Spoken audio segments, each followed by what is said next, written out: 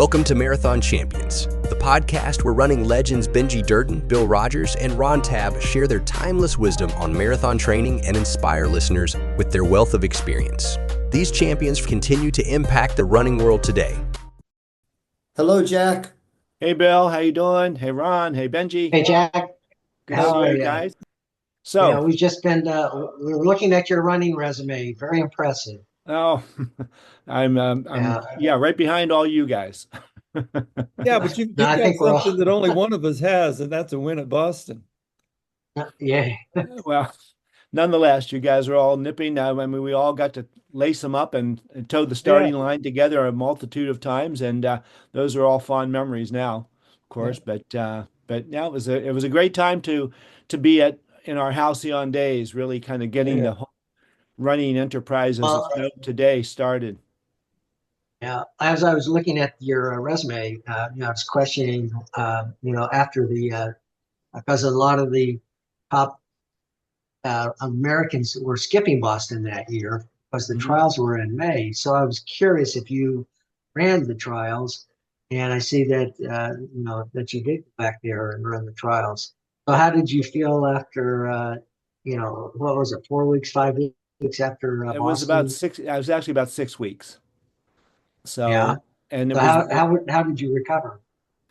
not well. The biggest mistake I made by virtue of winning is I thought, to me mentally, my chances of getting that third spot because we all, pretty much assumed rightfully that Bill and Frank were going to take the first two spots on the team, and so everyone else is running for third. And I was a fifth year senior at Georgetown, and so I actually ran an indoor track season that year. My cross country and outdoor eligibility had expired, so I knew I was going back to the roads.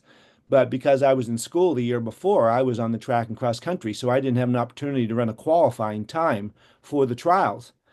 And I actually took a shot at it in January just before our indoor season got started, and that didn't go well. And then I tried again in March, right after they didn't take me to the NCs that year, even though I was supposed to be on the distance medley team, but they knew I wanted to get back on the roads. They were trying to bring their younger guys back up. So after the IC4As, I went straight back to my focused on marathoning, ran the Earth Day Marathon on Long Island in March, made it 18 miles, and actually my Georgetown teammate and housemate who had already graduated, but he was my original connection to Georgetown.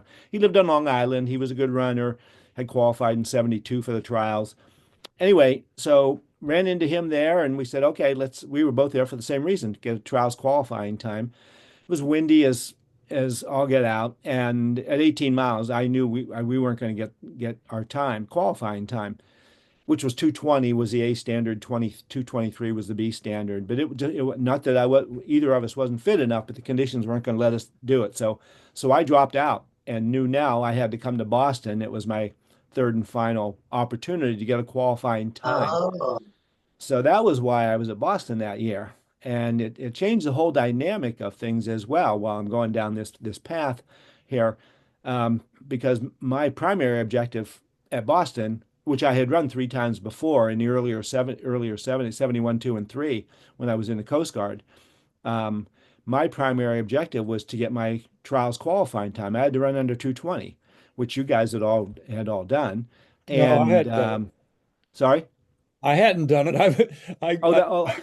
I just yeah, started yeah, marathoning in '75, basically. That's right. Okay. All right. Well, yeah. you I hadn't done it you either at that. youngsters. Yeah, You yeah. were you when did you run your first marathon, Ron?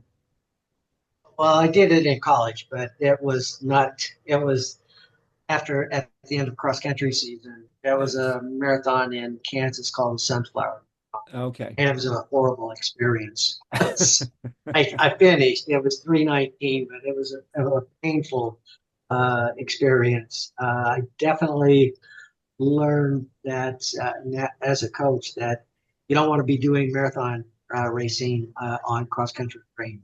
It doesn't work real And, well. and and that was what I tried to do in '74 and dropped out after it was a two-lap course. I dropped out. And then in '75 I finished, but I did not get a time, qualifying time. It was 2:23, I think, as we had to get. And Yeah. I finally did it that the fall of 76, but it was past the trials date. So we Okay. all had our struggles in the marathon before we started to really improve. Yeah, yeah. Well, that's it. I won the first marathon I ran, so I wish I could have carried it on. It Yeah. was the Washington Birthday Marathon in Beltsville, Maryland. Again, I was in the Coast What'd you Guard. It was run? 71. What kind of time?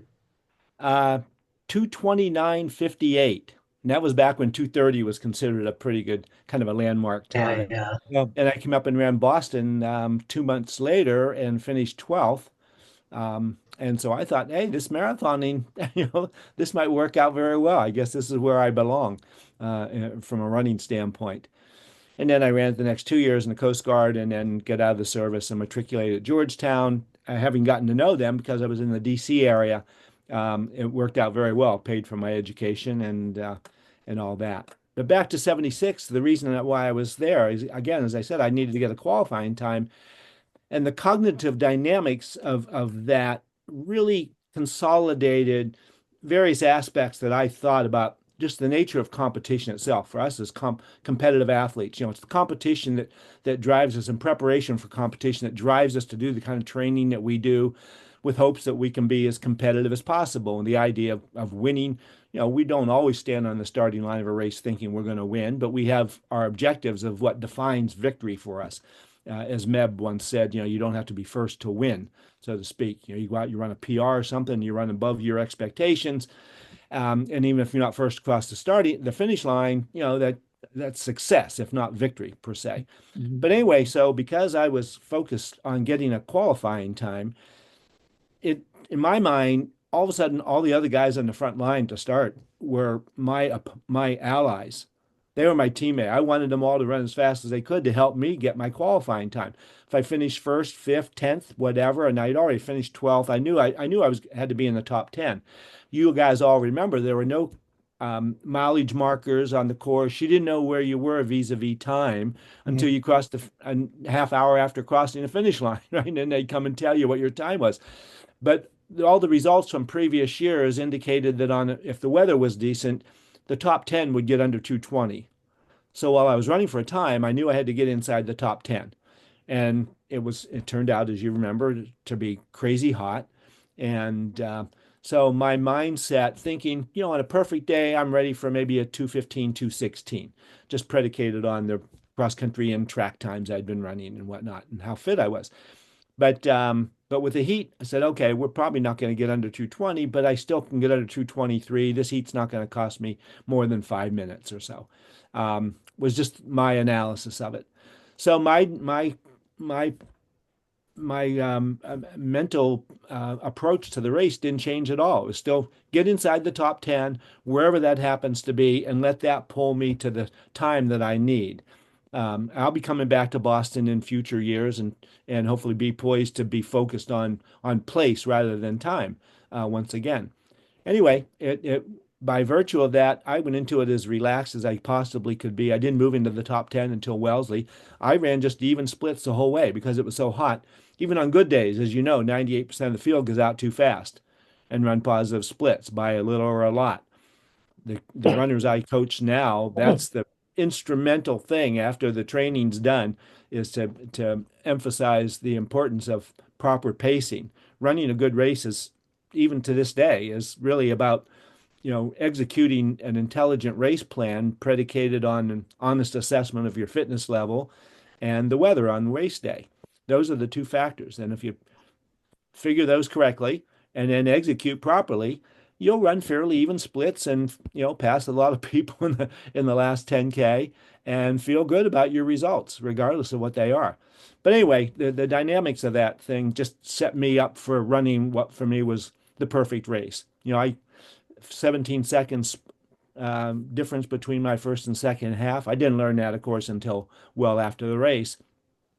But you get to the finish line, and I just stopped because the race was over. I felt like I could have kept right on going. I probably was near empty, but it was one of those days that we've all had that just lightning. You just caught lightning in a bottle, so to speak. And Jack, but then I You, went home and I recovered within 10 days. I started doing track workouts again, be thinking I got a good shot at that third spot on the at the Olympic trials. And I just trained myself into oblivion. By the time I got to the trials, I was toast. I was covering the race for the Boston Globe, and I was there, Jack, and I saw the temperature and everything. I saw one sign saying it was 100 degrees. So it is up for contention in the 129-year history of Boston as being perhaps the hottest, worst weather ever. And it was a horror show.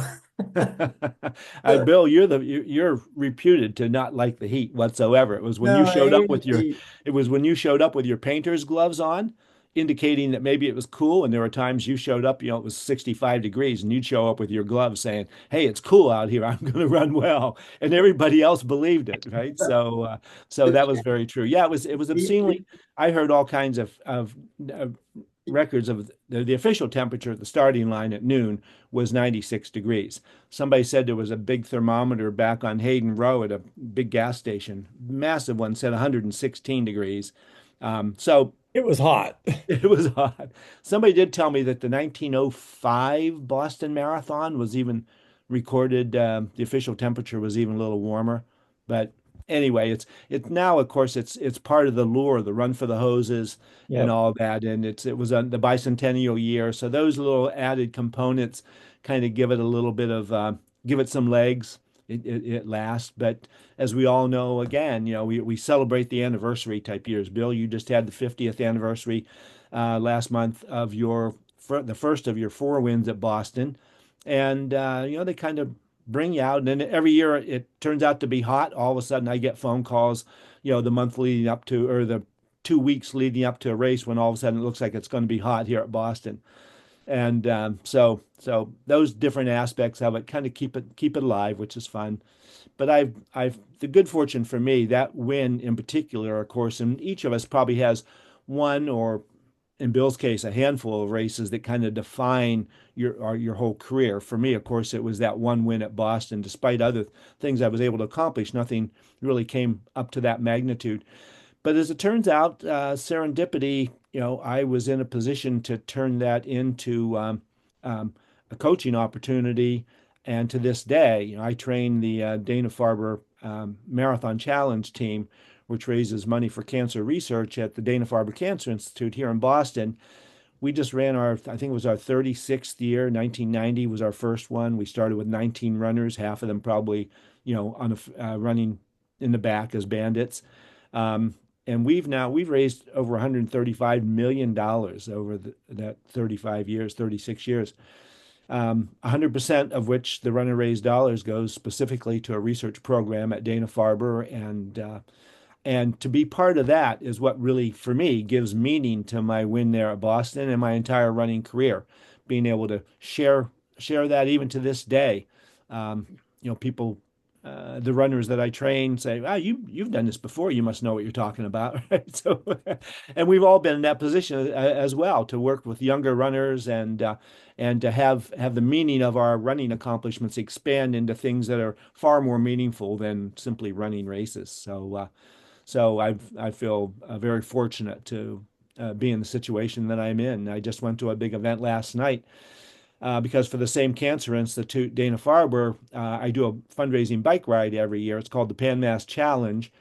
And last year it celebrated having raised $1 billion for cancer research and patient care at Dana-Farber. That's astounding. It's one of the single most successful fundraising athletic events in the country, if not the world.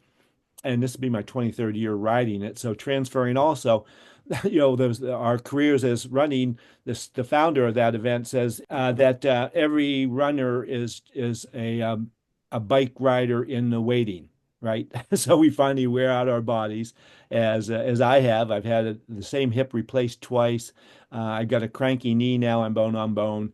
So I have no choice. I can go out and shuffle a little bit, walk, run, and whatnot, but the bike has saved me. So I bike a lot. I've gone to Europe and done things on the bike that I never would do running. So that's an upside, I guess, of one of those unintended consequences, if you will, a blessing in disguise of something like this happening. And then you turn the corner and you put your energy into something new. And so that's all worked. So I'm able to kind of stay fit, relatively healthy, dodging bullets. Benji, we all know very much about your ongoing, cancer treatments. Bill had his. Ron, I'm not sure about you. I'd like to hear. Hopefully, you've No dodged those cancer bullets thing. so far. No cancer. Good, good. Well, keep up, keep up the good record on One out that. of Knock three. on wood. Say again. I just said knock on wood, no cancer. Oh yeah, yeah, exactly. Right. So, but if it's not one thing, it's another. I had some infections related to my hip replacement, and I thought I was healthy and fit enough, and I was, as it turns out. But I had one infection, then I had a MRSA infection, and friends were telling me, "Hey, we know people die from these MRSA infections, so you can't take it lightly." And I didn't. I mean, I was on vancomycin through a PICC line for 6 weeks, and then I was on a wound vac after the final clean out surgery for 6 weeks. If you don't know what a wound vac is, it's a machine that literally is attached to you, sucks everything out of the wound bed. They don't stitch it back up. And it's like a colostomy bag. You run it 24/7 for 7 weeks, and you have to plug it in every night. And but it's a marvelous little machine. And now I don't even know I had a hip replacement, so I'm good after the second one. But a couple of years of nightmare. But again, not to sit here and lament, my old medical woes. I'm fine now. I'm healthy. Had some other issues, but I'm vertical, going well, and looking forward to tomorrow every day. So that's the name of the game, right? We want to wake up in the morning with some reason to jump out of bed and go after something. Another aspect of this aging process, since I've kind of brought us onto this topic, I guess, Bill and I are members of an online community called the Bright Forum. And these guys are all 75 years of age and older, who have qualified and are running Boston. Most of them, the initial group of about 20 or so, were in that age group, 75 to 79, registered to run Boston in 2020. And then when COVID hit and that race got canceled, one of the guys in that category who I knew, he lives in Shreveport, Louisiana. He'd run Boston many times, always as a qualifier. And he reached out to the BAA he asked them if they would help him contact the other guys in that age group. And he copied me on it because I'm a member of the BAA, and he knew I was up here and that they knew me. And I told him, I said, not only will that not enhance the possibility of them complying, it is probably the kiss of death. But anyway, we went to work and used social media to reach out to all these guys, and that has now grown since 2020, just in 5 years, to about 85 guys on it, Bill, now is it, I think? Online, guys in Australia and Canada and Europe, and there's an online community. Amby Burfoot's involved, and so he and I do some of the technical work to keep it all viable. And we have a Google Drive spreadsheet and an online community. And guys, the things that are encouraged is boast about your accomplishments. Some of these guys are still running 100-milers. Gene Dyke's in it. He set the American record for the 70 to 75 at a 2:53 marathon at 70. So there's some really robust guys doing this. So, it really inspires me. Hope springs eternal. These guys are still doing things I can't do. And it's great to see, listen to all their accomplishments. The only two rules in the community are no bad jokes and no politics, right? And every now and then that gets violated by a few, but it's a great community to be involved with as well. And so I have my fingers in a number of different pies related to Boston every year, and because I live here in the Boston area, again, as I said, coaching the Dana-Farber team, we have 500 runners on that team. So it keeps me busy from January to April. We have a half marathon with the BA half marathon.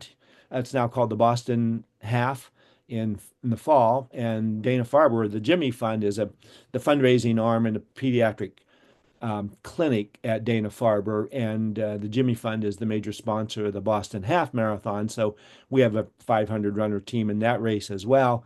So I do all the online coaching and training for them, and then I'm available to answer training related questions, give them newsletter updates and stuff, and various aspects of training, cross training, supplemental training, avoiding injuries, recovering from injuries. We have a couple other people who offer advice on nutrition and whatnot. And I taught sports psychology at Tufts for 27 years. So that whole mental aspect of training and overcoming the doubts and whatnot plays a role in everything that I have to offer. So, so yeah, I'm still active in the whole game, as we all are in our own various ways. So as the saying goes, enough about me. What do you think about me, right? So, but you guys, it's great that you set up and started this podcast that you have. It's fabulous. I'm eager to listen to more and more of the broadcasts that you've done. I can't keep up. There's so much content out there. Oh yeah, But it's just Benji, you and I talked about that. yeah. So, but it's great. Well, I want to ask you about a race, the choice of race.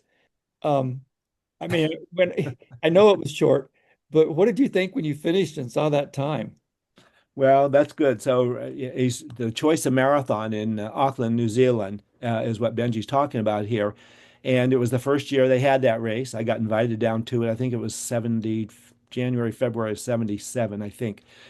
Anyway, Yeah, yeah, it it was was, actually November of 77. oh, November of 76. Okay, all right. I knew it was Oh, it was within a November of year. 77. It was November within a year or 13th. two Yeah, after winning Boston. I mean, that's obviously how I you got were invited down. ninth. Okay, I was ninth.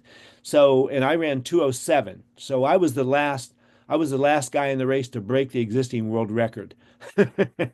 And so I looked at the time. I can't remember. I call it the Brian Williams School of Memory. I mean, I love Brian Williams as a broadcaster, but he remembered things in a certain way, and it was different from what the reality was. And Benji, I think you and I had a conversation about this recently, but so I couldn't, and I can't remember in that race if every 5K split we were getting was ridiculously fast. So that can't be, or if just if the last 5K was 2K short, because the race was about a mile short. And I knew that I was supremely confident that I was in about 2:15 shape, and I ran 2:07. I said, that's 8 minutes short. It's got to be. And which is a mile and a half. It was a mile and a half short. And once they remeasured it, sure enough, it was. So, but and I knew right away we didn't run that fast. But what I found most interesting was, we're all sitting around drinking beers afterwards. They're trying to resolve this issue. No one really knew what their times were. We all knew what the places were, and that wasn't going to change. And it was very interesting to listen to the guys, especially the 8 guys who beat me, how they were all saying, "Oh yeah, well, yeah, it was short, but what maybe couldn't have been more than 2 or 3 minutes short, right?" So they were all running, claiming to have run 4 or 5 minute PRs and stuff. And I just kind of sat back there and drank my beers and thinking, I'm not even going to get into a conversation about this because none of us know, but I'm supremely confident that I didn't run much faster than 2:15 that day. And as it turns out, once retabulated things and they determined exactly how short it was, that's just about what it would have worked out to be. Which was still, I mean, Dave Chettle and Franco Fava were first and second, and they were 2:10 marathoners, and sure enough, they're 2:10, 2:02s, which were recorded, translated into about 2:10 marathons. It was a good day for the race, Yeah. and it was fabulous being down there. And I turned that. I stayed for 2 weeks and hitchhiked all the way around the South Island and, jumping on buses, getting rides, people putting me up in their campers, and fabulous country. I'm hoping to go, we're going to Sydney maybe in this August for the Sydney Marathon, and then hoping to head back over to New Zealand again. I went back and ran that race the next year, by the way. They had finally corrected the distance and everything, and ran. I didn't win it again, but ran well enough to still have fond memories of that. And I was always hoping to go back again. I haven't yet, but maybe this year will be the year. This is interesting. I'm looking at the results that race down there, and you beat Dixon by 2 minutes. Oh, I did. I Oh, didn't realize Rod Dixon had run a marathon that early. that was probably like the first ones you guys described earlier. I mean, he probably just jumped in. He was not a marathoner at the time. He Obviously, he ran was doing what he was 2:09. doing on the track. But yeah, 209. at the time he wasn't. Yeah. Yeah. Of course, those guys were all under the Lydiard system. So going out and running, they trained at, close to, I don't know if he did as much, but probably training 100 miles a week not when they're peaking for major track races, but when they're doing their base aerobic fitness, doing these 20-mile runs was not unusual for them from what they Yeah. tell us. So I'm not surprised, but I didn't know. Thanks for pointing that out. I'll wear that proudly. Well, Jack So and Benji and Ron, it's ironic that you're talking about this marathon that was run in 2 hours and 2 minutes. Now that's commonplace. Yeah. Yeah, Well, yeah, no, that's it happens. It's not common. I mean, I don't know how many people uh, run 202, but it is certainly more than one. I probably a good dozen or so run 202 or better. Yeah, Yeah. I mean, yeah, and that certainly brings up, I mean, obviously, even way back when, the scant conversation sometimes out on the training runs was, will 2 hours ever be broken in a marathon?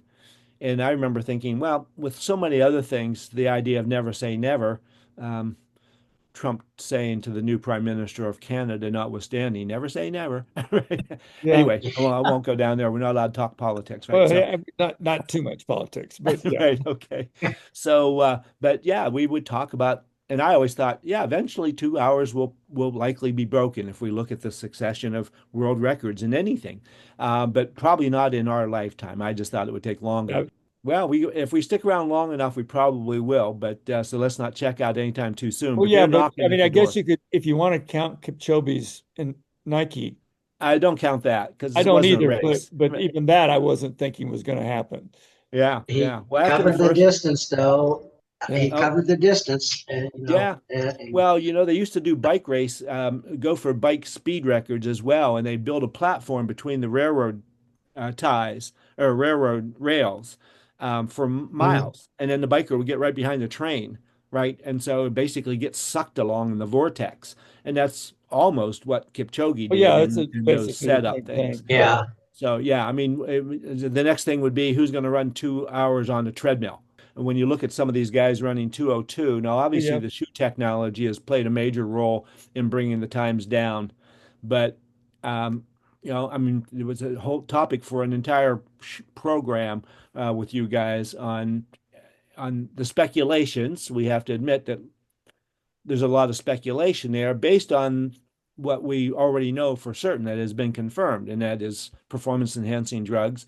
And they're everywhere. They're across the board. But in East Africa, it's been paramount. They've been, without it, they would be doing what they're doing. The argument when Lance Armstrong finally confessed his guilt, um, I think there was a collective agreement still that, well, if none of them had been taking anything, he had finally gotten himself to be the superior athlete and probably would have beaten him, all fair and square. So they all juiced and he was still beating them. They're all going faster and he was going faster than any of them at the same time. So to what degree is that the case here as well? Would, the East Africans long before, as far as we know, performance enhancing drugs had imbued themselves into the world of distance running, they were dominating, in the late 80s, early Well, 90s, even before they then. But who's, were, but I mean, Michael Musiocki was one of the top guys, and he was beatable. Um, yeah, yeah. I mean, Hussein, Hussein. I mean, they didn't have years where they didn't have any losses. They were excellent runners, and they had some excellent right, performances, but they, like the rest of us, had down days. right. The guys these days don't have down days. Well, that and the extended careers. I mean, these Oh guys are yeah, at the top now. I mean, yeah. And back on Lance, he may or may not have been the best athlete. I mean, some people are better adapters of the drugs. You know, that's a good so point it's too. hard Yeah, to say what would have happened if it'd been a clean playing field. right.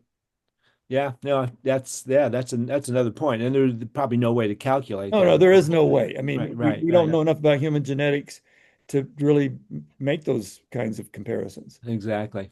But it's changed the dynamics. It's, like shark skin. The world of swimming, competitive swimming, they're the only ones that get out on top of it before the toothpaste was completely out of the tube. And they disallowed the shark skin competition suits. They reset the all their global records to be have to have been done accomplished without those suits, and then they outlawed them. But none of the other sports did. Golf, tennis, running, every sport, the technology has enhanced things. And for the spectators, they love it. Juiced bats in baseball or the performance enhancing drugs, the actual spectators. I heard one guy justify back in the Mark McGuire drug days of the Major League Baseball and the corked bats and whatnot was probably happening as well.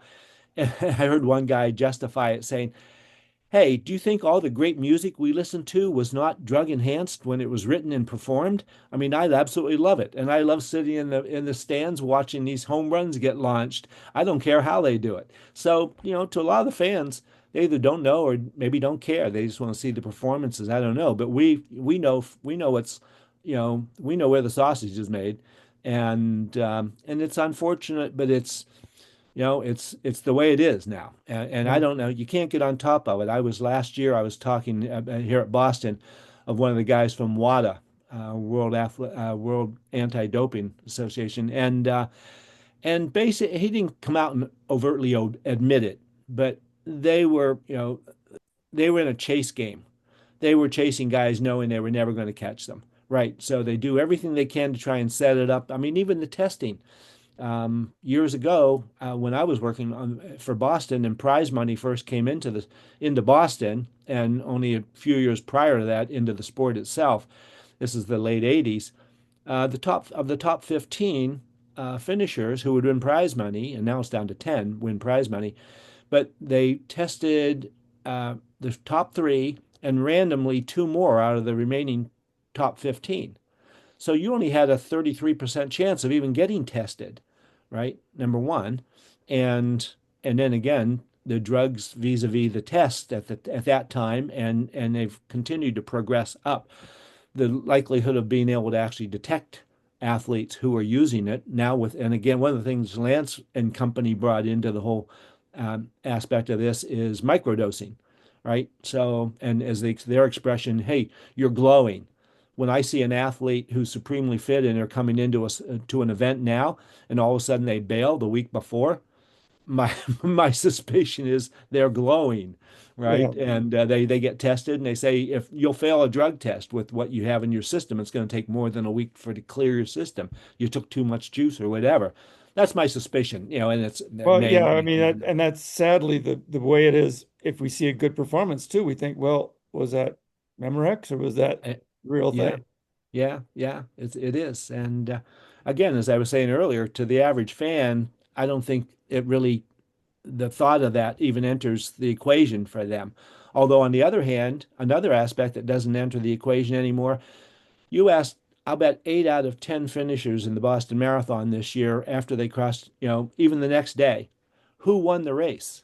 Yeah. They're focused on the team they run for, whether it's the charity team or even those who qualified and ran their own races. They're running for their local team, or they ran their own race. Obviously, some of them pay attention to that, but fewer and fewer of them do, I think, and a smaller percentage. The numbers are bigger, but I suspect this, and because it's harder to relate, Well, to the and Bill Rogers and Frank yeah, Shorters of the world. I had lunch with John Sinclair and Kim Jones, Mhm. and I asked John, and this was like this week. I asked John, "Do you know who the top American was at Boston?" He says, "No." John still coaches, and he doesn't. Mhm. He says, "I don't care anymore."